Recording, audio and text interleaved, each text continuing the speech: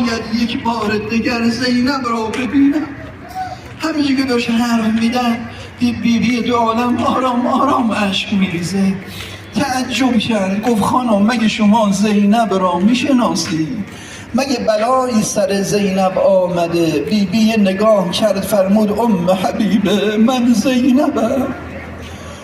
ام حبیبه خیلی تعجب کرد، یه نگاهی عمیق به چهره زینب کرد. زینب تو کجا؟ اسارت کجا؟ تو کجا؟ خراب نشینی کجا؟ تو کجا؟ حرامیان کجا؟ خدایا الانم قبر زینب دست حرامیانه.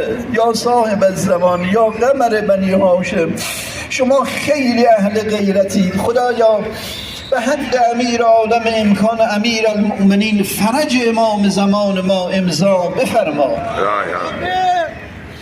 موانع ظهورش برطرف بفرما. مقتضیات ظهورش فراهم بفرما.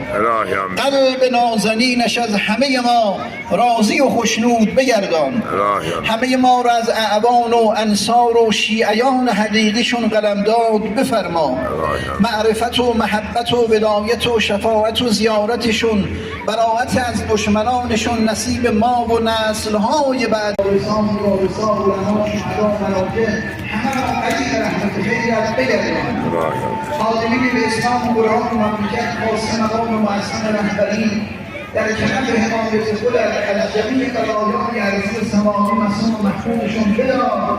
دشمنانشون که رابطه از هدایت و اداره شیطان بگردان. مقاومت پیروز بگردان. شر آمریکا و اسرائیل به خودشون برگردان. نسل جدید جوان ما رو از شروع دوری آخر زمان محافظت بفرما.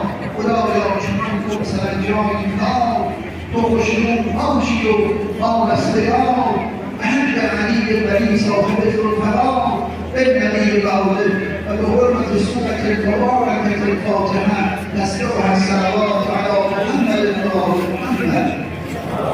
اللهم صل على محمد وآل محمد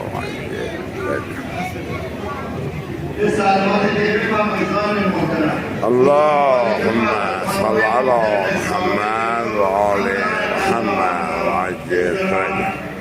زمین مراحمه آقایان ردیفی رو هم بشیدن عذاب همچنان خواهش بگیرن سفره حسین فرمان مهنت بزنید از این سفره متنعه بشید که برکت صلوات بر محمد و آل محمد. اللهم صل على